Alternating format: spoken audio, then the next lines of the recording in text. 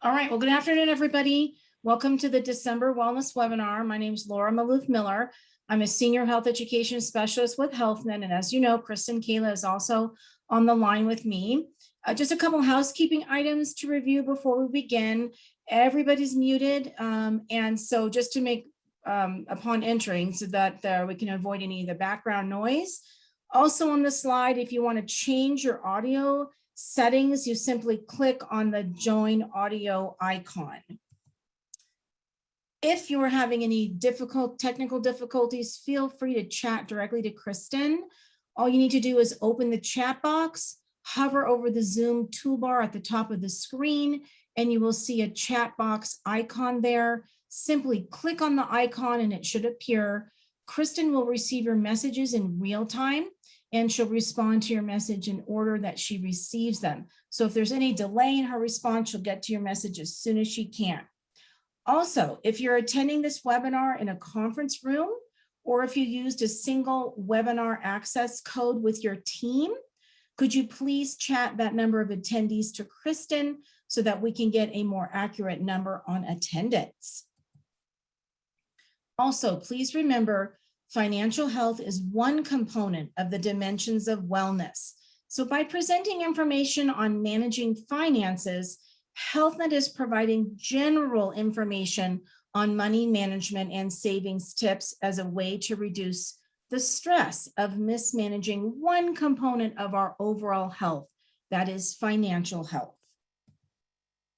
Today's presentation is Money Talks, Plan for tomorrow today.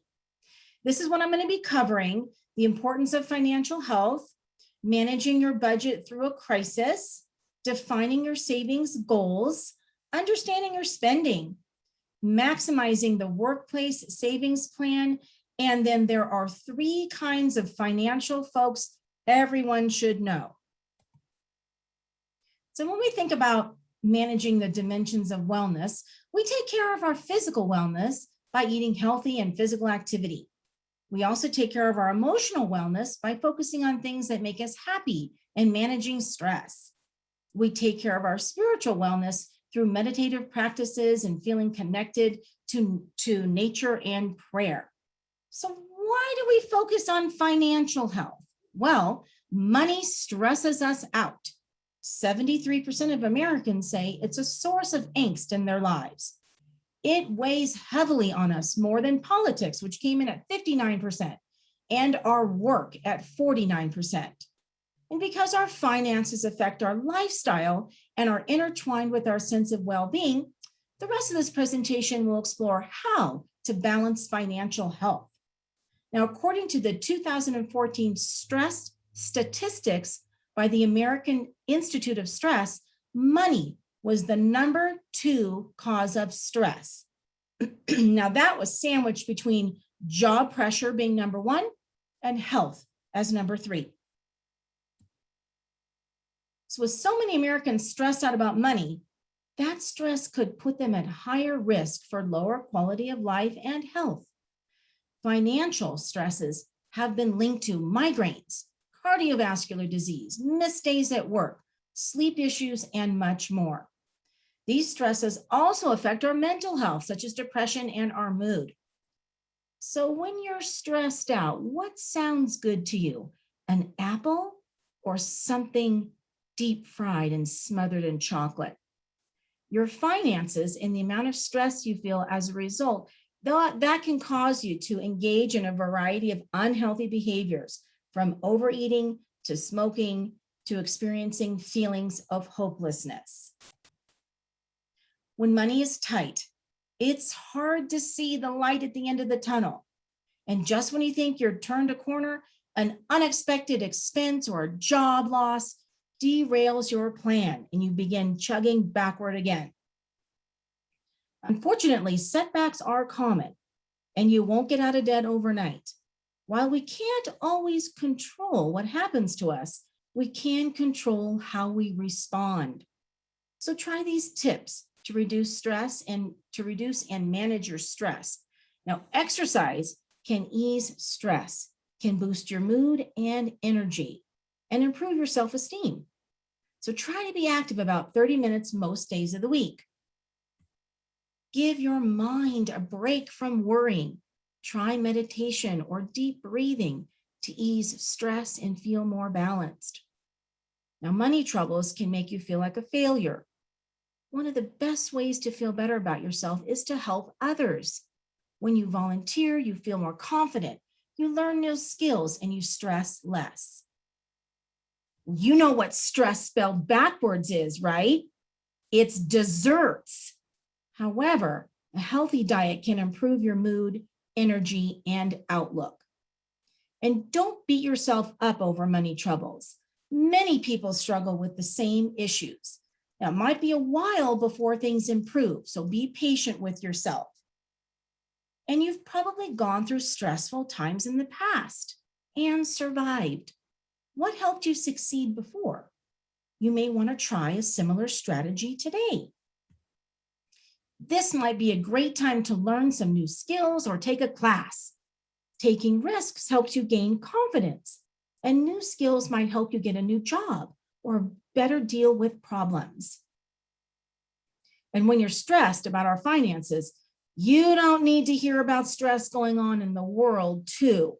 So try to avoid the news, especially before bedtime. And many people avoid others when they're stressed or worried, but support is important. So reach out to trusted family and friends. And if you continue to struggle with stress, you may want to consider professional help. Now, at one point in my marriage, my husband lost his job and he was out of work for over a year. And that was a very stressful time for us, especially with our 2 young children. We tried to be as creative as possible. So staycation was the new term. We also came up with ways to have fun with the kids that didn't cost any money. So out of that creativity came flashlight night, where we just turned off all the lights, and pajama night. We ate breakfast for dinner and spent the evening in our pajamas. We also got really creative with coupons and Groupon. Now, we didn't eat out much, but when we did, we took advantage of restaurant happy hour specials. If you're having financial problems, the last thing you want to do is worry the kids. Instead, you want to protect them. A survey found that 91% of kids knew their parents had problems because they could feel the tension and hear the arguments. So instead of hiding the truth from your kids, be open and honest, but don't go into too many details that overburden them either.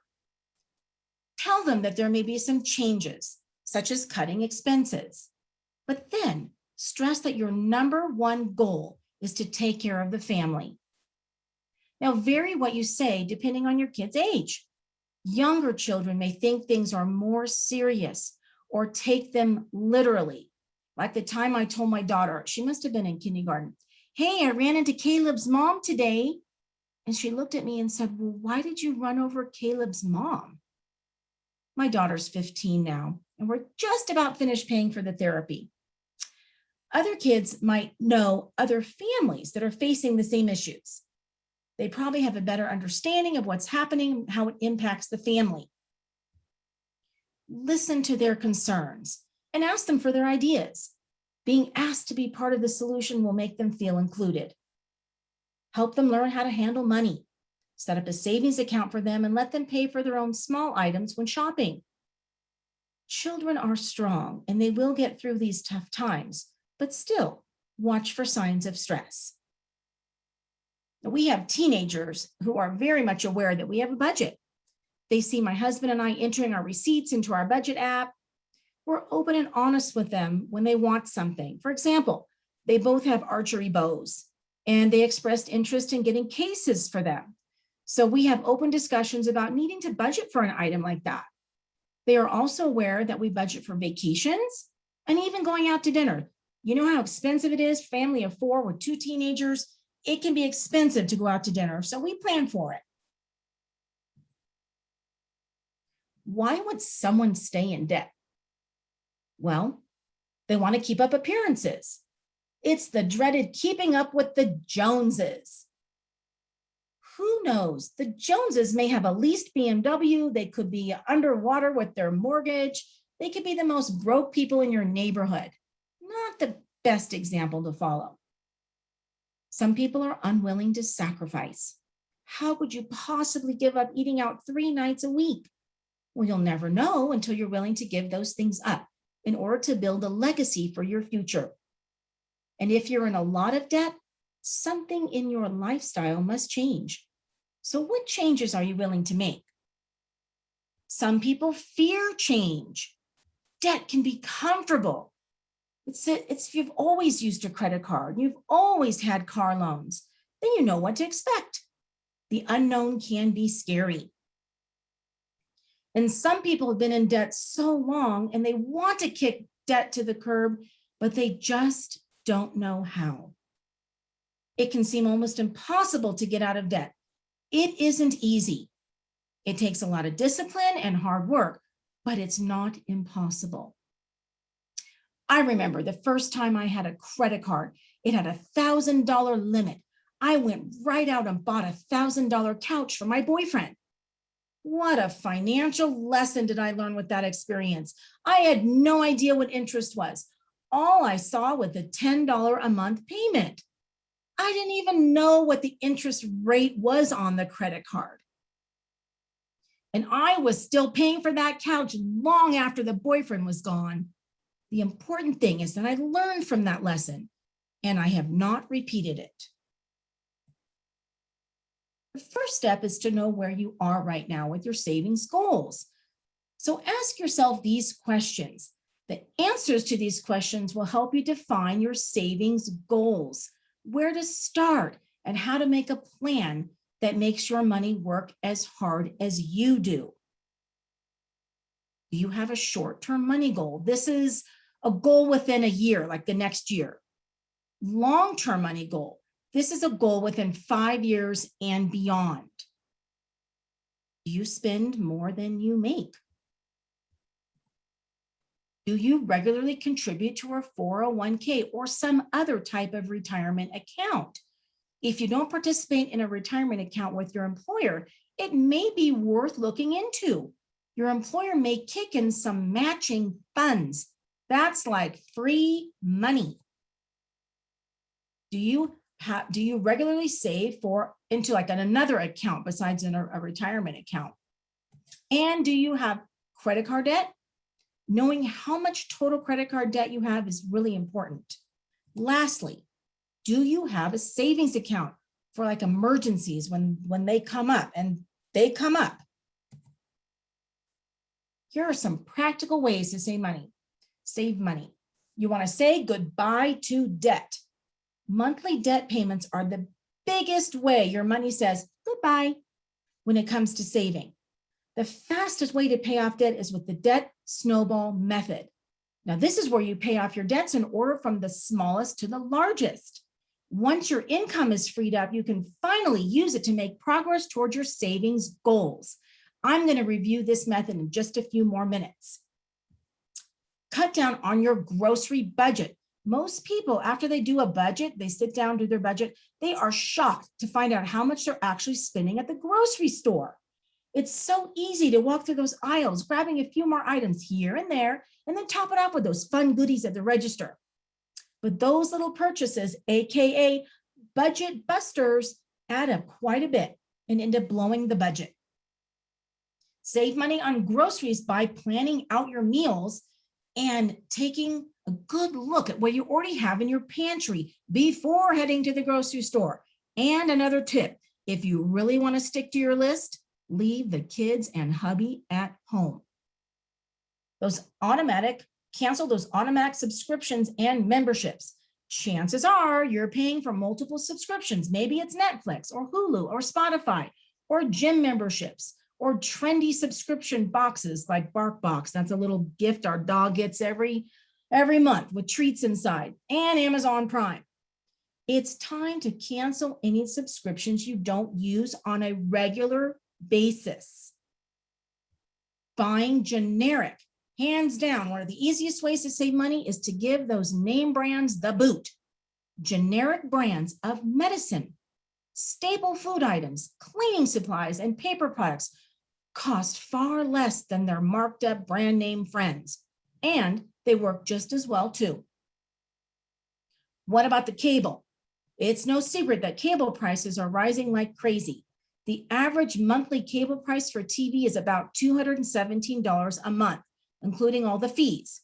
That adds up to almost $2,600 a year. However, the good news is cable isn't the only way to watch your favorite shows these days.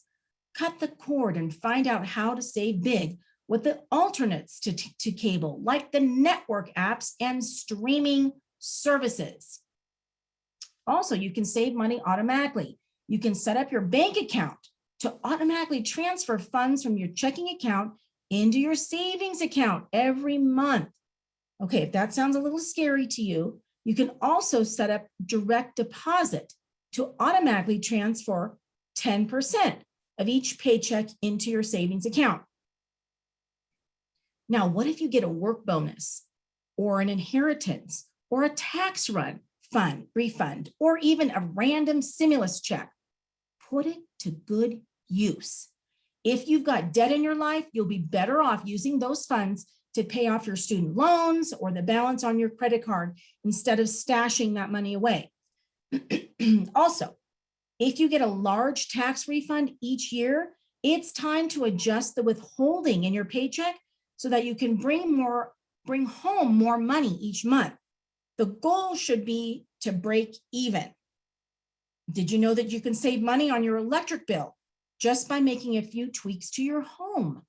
Start with a few simple things like fixing those leaky pipes, washing your clothes in cold tap water, and installing dimmer switches and LED light bulbs.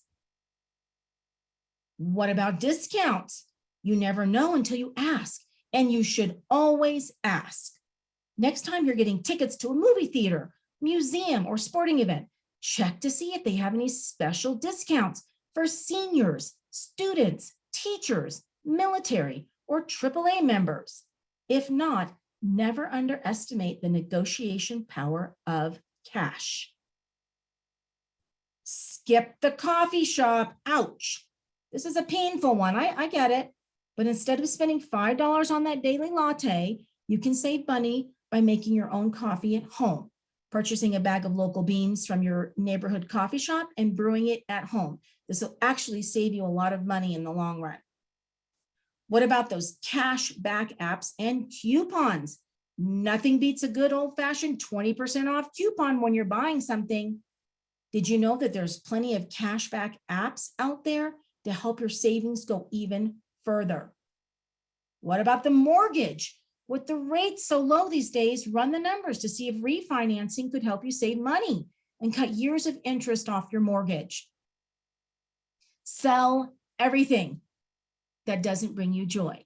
So Marie Kondo had the right idea. Declutter the things in your home that you don't need and are willing to let go of for the sake of your financial future. You know, that vintage chair your aunt gave you, sell it. That crystal vase you found in an antique shop, sell it. You'd be surprised at how much clutter you have in your home that you don't even use or think about.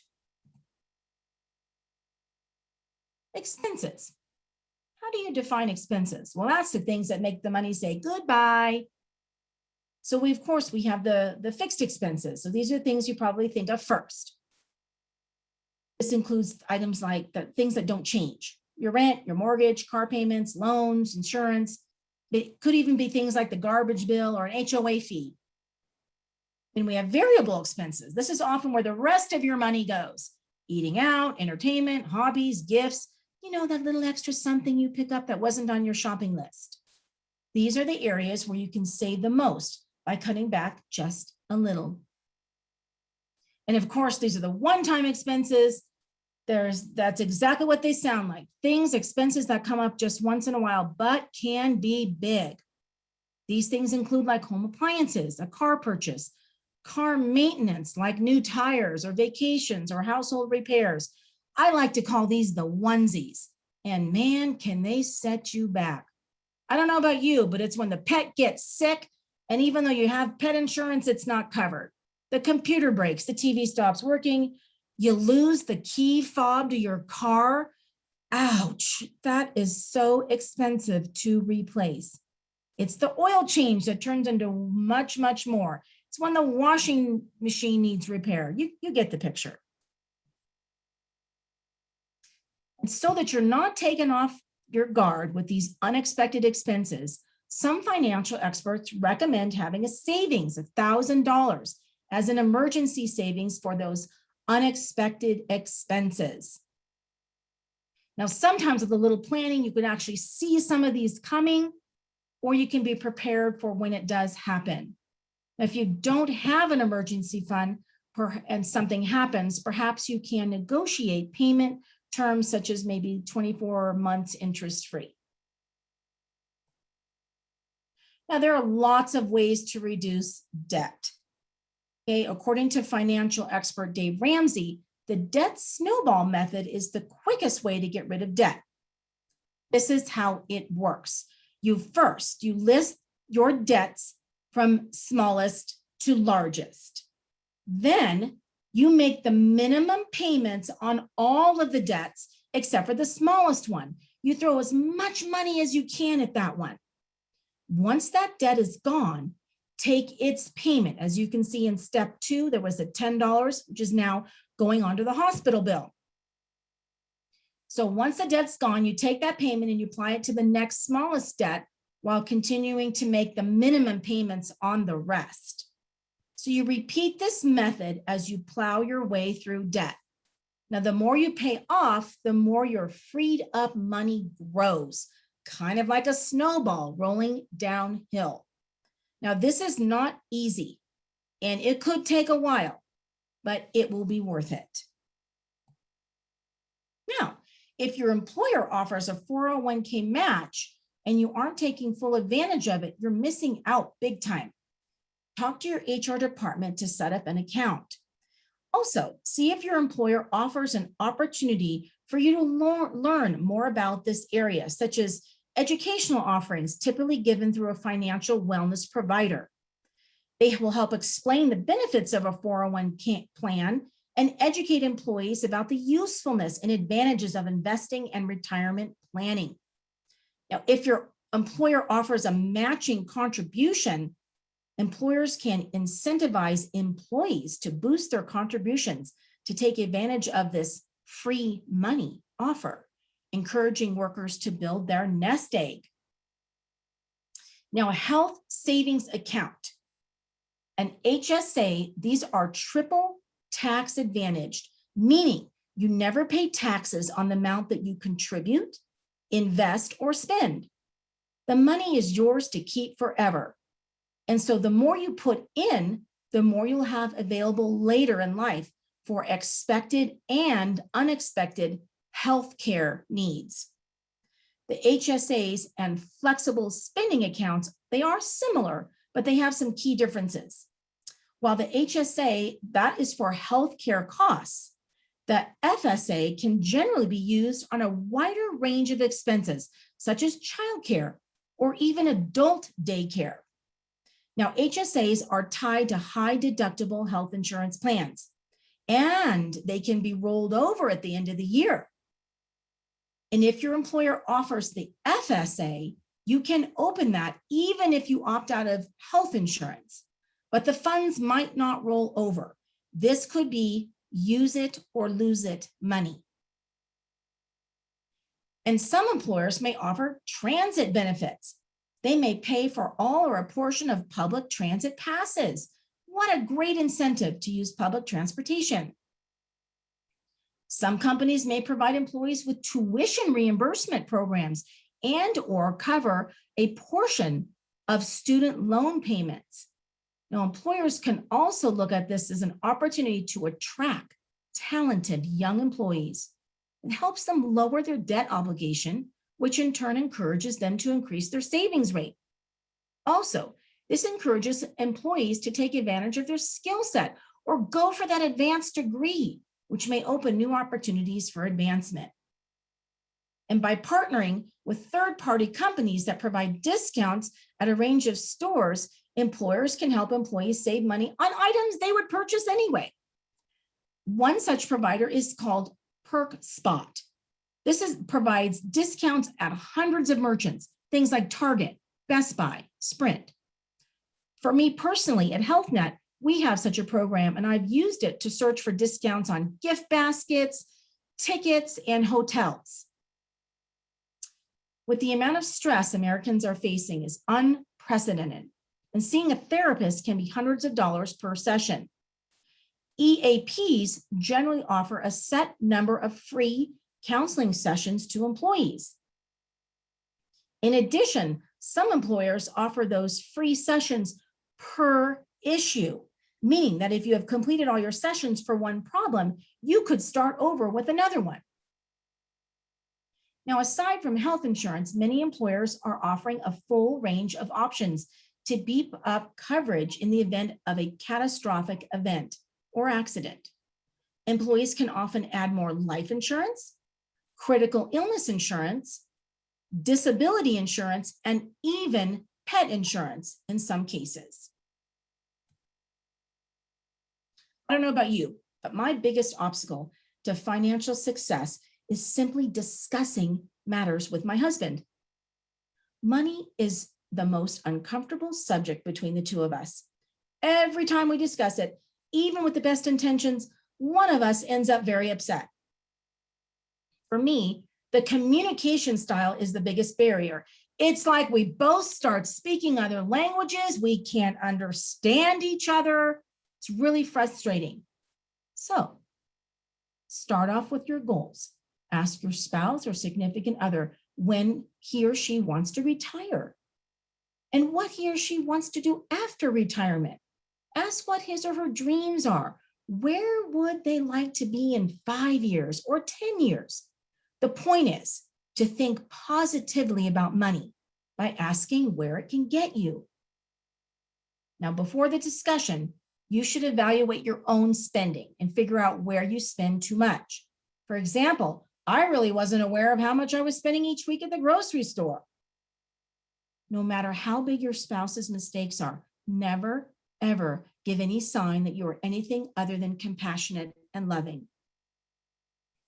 Be very specific about what you want to accomplish. I would like to get these credit cards paid off, or I'd like to start saving for a trip to Europe. It's good to be open about what each person is spending. Approach it from a stance of openness, not judgment. Now, each of you should make a list of the goals you'd like to reach, both in the short term and in the long term. Then find the ones that mesh together and agree to work towards them. For each of your common goals, spend some time figuring out how to get there. Now, there's a confidence gap when it comes to women taking charge of their finances, and the lack of confidence and action could leave women vulnerable in many situations. Over half of American women say they have no idea where to begin when it comes to taking an active role in their financial decision-making. And only about 20% report feeling prepared to make wise financial decisions.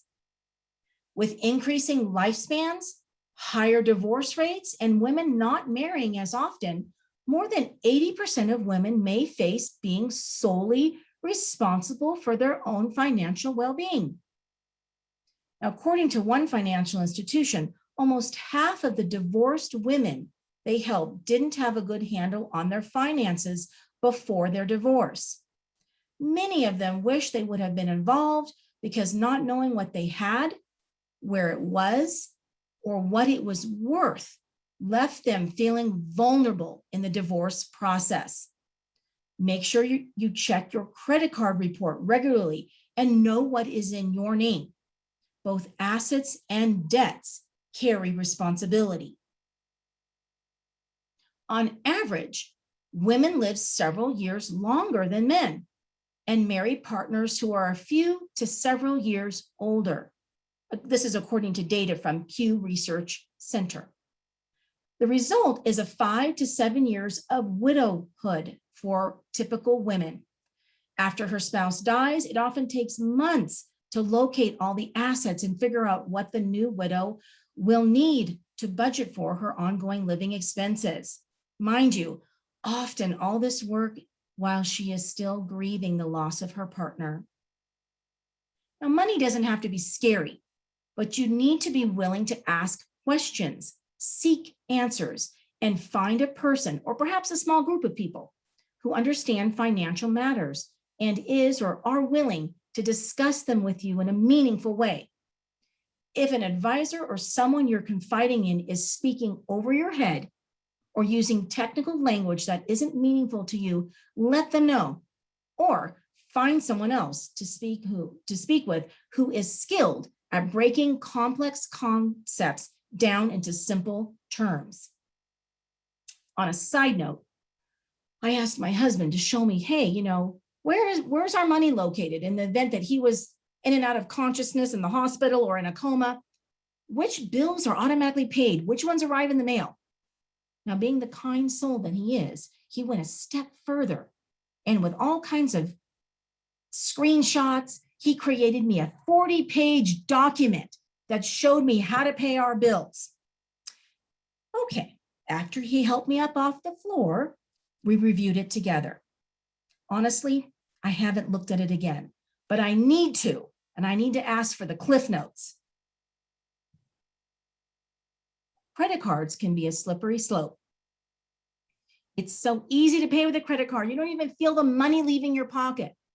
And then if you can't pay it off at the end of the month, you start paying much more for those items due to the interest.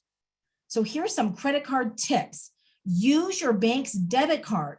Now, some merchants, due to the pandemic and the coin shortage, prefer touchless transactions. With the debit card, the money comes out of your bank account at that moment. Consolidate your credit card purchases on one card, the one with the lowest interest rate. Also, leave room on your credit card. Just because you have available credit doesn't mean you have to spend it. Pay off your balance each month. If that's not possible, make the largest payment you can. Now, don't sign up for those store credit cards. The perks you get when you sign up usually don't pay off in the long run.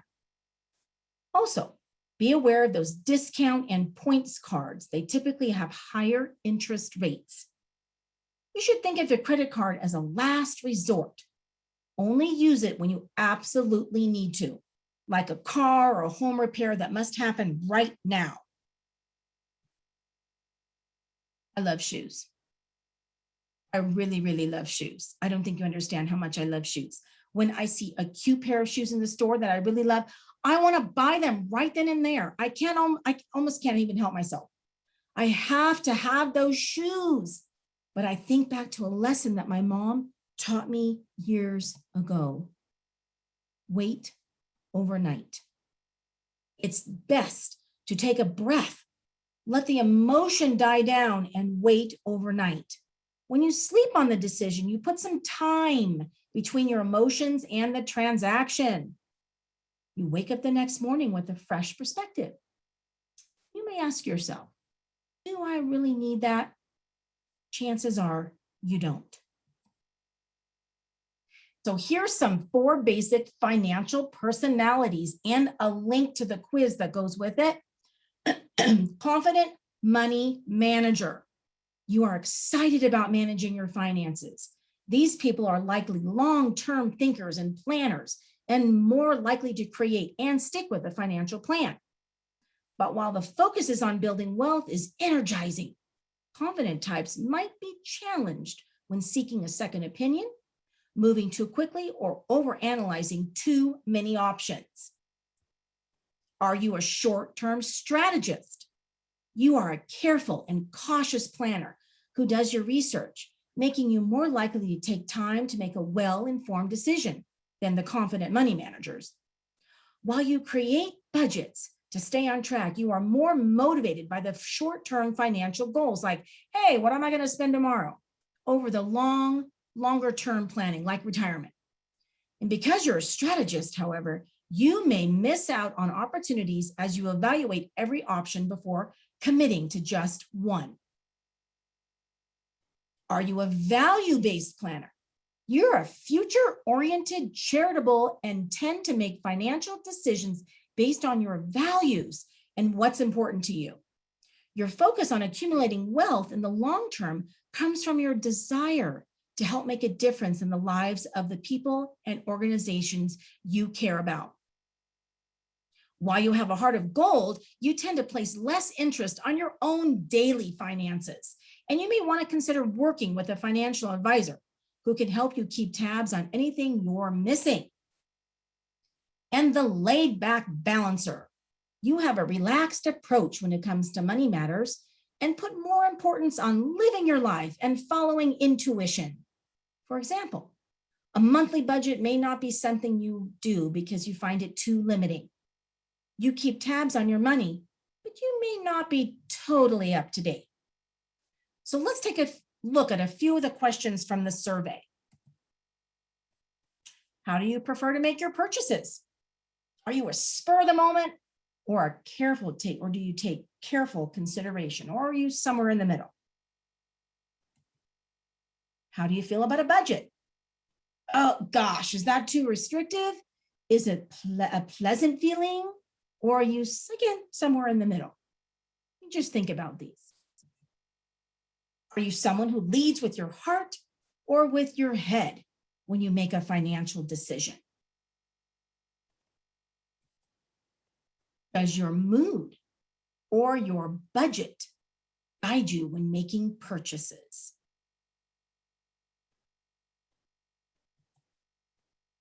And do you pay down debt when you can, or more on a set schedule?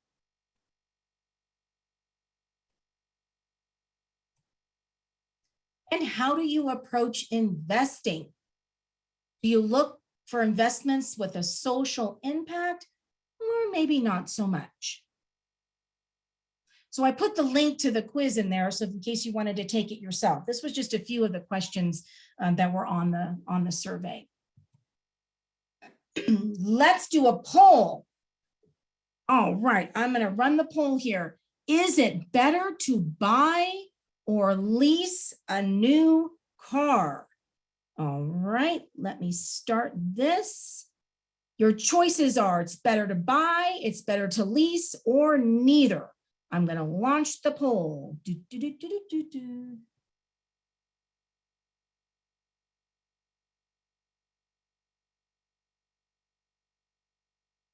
All right, we got some responses coming in. Keep going, keep going.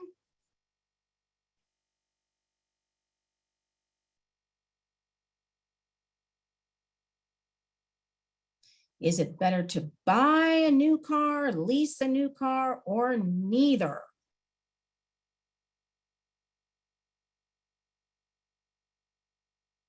All right.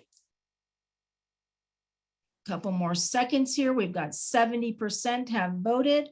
I'm going to go ahead and end the polling. Sharing the results.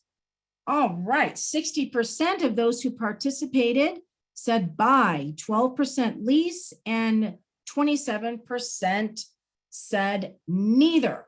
Well, the lease on any car, whether it's a Ferrari or a Chevy pickup, basically you have the value of the car, you have the sticker price of the car at the time, and then you have the depreciation, the loss in value at the time you turn the car in. Now, the lease payments during this time of the lease, usually like a 3-year lease, they have to cover the depreciation, plus they have to cover what's called in the leasing world, the cost of capital, meaning interest. So when you add all those things together, Smart Money Magazine, Consumer Reports, and Dave Ramsey all tell you that leasing is the worst deal, the worst possible way to drive a vehicle. They charge you more that way than any other way. So buying with cash is the best option for negotiating power and no interest. New cars depreciate the minute you put miles on them. So it's actually best to buy a used car with cash and never a lease. All right.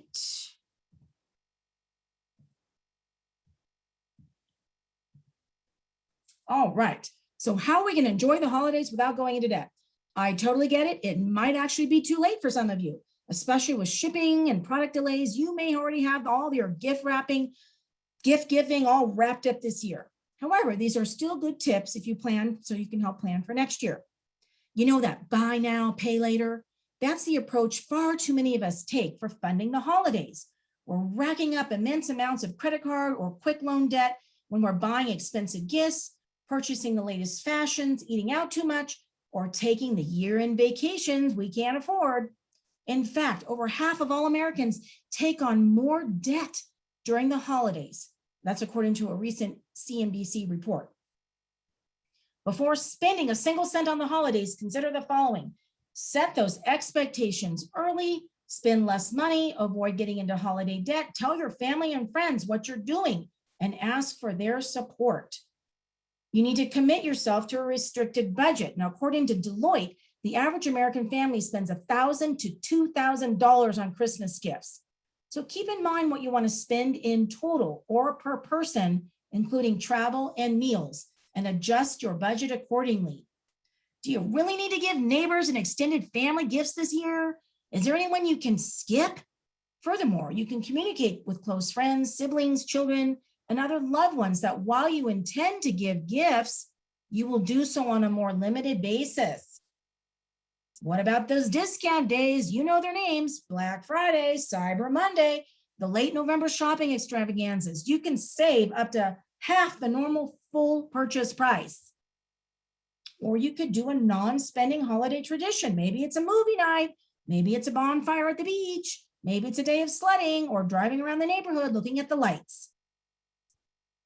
Don't wait to January to take a look at what you're spending. Instead of putting off the inevitable, track and watch your holiday spending on a weekly or, if possible, daily basis to know where you stand. Now, if you've already spent more than you should, here are some tips for getting over that holiday debt. Assess your overall financial situation. Before you do anything else, you better look and see your entire financial situation. Look at the monthly budget, short-term and long-term goals. Start proactively saving for next year. If you're able to put down $50 away a month, you've almost got $500 already towards next year's holiday and travel. Know when is the best time to buy things. Now, my husband watches this YouTube guy called The Deal Guy, and that's exactly what he does. He tells you exactly when to buy things on sale. Start your shopping early and shop early throughout the year. That way your bills are easy to pay off and you'll be able to keep your credit card balances low. And again, don't buy those big ticket items unless you've got a plan as to whether it fits in your budget and how you're going to pay it off. Now, HealthNet does not endorse any of these budgeting apps listed here. And believe me, there are tons more. But these are the budgeting apps. These are for beginners. And these were the top budgeting apps that was reviewed by Forbes. So Forbes gave Personal Capital the top spot. And that's because of its outstanding reporting options, desktop capabilities, investment management platform, and spending tracking. Mint, now this is advertised by its parent company, Intuit, as the #1 most downloaded personal finance app. Mint is an excellent budgeting app choice for the everyday consumer. Now, one thing to keep in mind with any budgeting app is the increased risk for your data becoming compromised. Mint scored extremely well for its security features. You need a budget. This is an award-winning budgeting program that specializes in helping consumers save money and get out of debt. This app assists users in figuring out their financial priorities and goals, along with giving each dollar a job.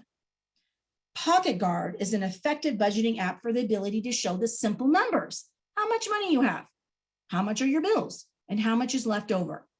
This app shows you which expenses are taking up most of your budget. The envelope system is one of the original ways to save money. It involved physically dividing your funds, cash, into envelopes labeled with purposes: rent, groceries, bills, and typically one for fun.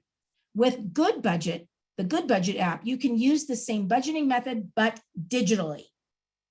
And when you subscribe to Stash, you'll be given access to several budgeting tools, a taxable brokerage account, a debit card that earns you stocks when you use it for expenses, and a digital checking account. Household finances are an area of contention for many couples. Honeydew aims to help couples have better communication and transparency about their expenses and finances. And for some, the mantra of set it and forget it is best when it comes to personal finance. Digit takes this exact approach, making saving money less of a hassle. Digit uses machine learning to guide you each day closer and closer to hitting your goals. 3 financial folks everybody should know.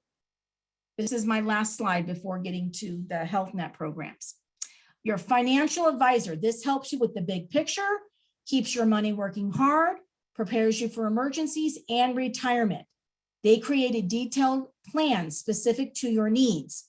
Regular check-ins and frequent tweaks accommodate life's changes and challenges. When should you hire one? If your finances are a mess, you can't bear to open your bank statement. If you're not sure you're on track to retire, or if you're paralyzed by the thought of choosing an investment. Look for a certified financial planner designation. They are legally required to act in your best interest, not their own. What's the cost? Advisors may charge for their services in a few ways. Some earn commission from the companies whose financial products and investments they sell. Others take a percentage of the total amount in your portfolio, usually 1 to 2%, and some do a combination of both. Your accountant, this is your tax guide, prepares your taxes and returns and assists with tax planning. If you change jobs, if you move to a different state, there's a birth, there's a death of a loved one, all can have tax implications. Look for a certified public accountant. When should you hire one? As life gets more complicated, you sold a home, you have a child in daycare, or you're separated from your spouse. An accountant can help you wade through the mess of forms, deductions, and regulations and save you from overpaying the government. What are they going to cost? Bookkeepers, accountants, and CPAs structure their fees in a few ways. Some are hourly, some are fixed, some are based on the perceived value to the client. Fees vary depending on the complexity, the state that you live in, and whether you're a business or an individual. A credit counselor, this is your debt slayer. If you're in the hole, a certified credit counselor can offer the outstretched hand you need. A counselor may recommend a debt management plan to repay your unsecured credit card debts. When do you need one? Well, credit counseling agencies are most frequently used by people with credit card debt, but they can also help with housing, bankruptcy, student loans, and budgeting. What's it going to cost? Always ask about the cost when you speak with a credit counseling agency. Fees for debt management plans are regulated by state laws, so they vary. All right, the next slides are programs that we offer to Health Net members. When you log into your Health Net account, you can access our wellness programs and other resources. Telephonic support at your fingertips. If you want to go with a health coach, they can help you prioritize your goals, strategize a plan, support you through your journey, and help you tackle those bumps on the road. If you're a Health Net member and you have a health concern, you can call the Nurse Advice Line to speak with a registered nurse. myStrength, this is the health club for your mind. Proven tools for mind, body, and spirit. This is both an online program and also an app. You can learn to reduce stress, anxiety, depression, substance abuse. It has modules and quick videos from mental health professionals, guided meditations, and inspirations on the topics of joy, laughter, positivity, meditation, mindfulness, relaxation, just to name a few. It's free for Health Net members, so make sure to check it out when you log on to healthnet.com. Save money and take advantage of our member discounts. Health Net members can receive discounts on Weight Watchers, chiropractic and acupuncture services, eye care, hearing aids, and even fitness club discounts. Now, if you're not a Health Net member, please check with your health plan to see if they offer similar programs. And mark your calendar for our next webinar in January. As we begin the new year, many of us may choose to try and live a fuller and healthier life with a new perspective and renewed sense of excitement for what the new year brings. Many of us let go of the past and look forward to a fresh start. Now, this webinar is designed with just that in mind. Start anew in 2022. The topics covered in this webinar are meant to highlight the health journey we have planned with all the webinars next year. So the topics include heart health, back health, sleep, self-care and resilience, healthy eating to increase metabolism and reduce stress, brain health, positive thinking, boosting your immune system, and diabetes. This webinar, Start Anew in 22, will give you a preview of each of these topics, which will be presented in greater detail next year. Thank you so much for your time today. Please, everyone, have a wonderful and safe holiday season, and we'll see you in 2022.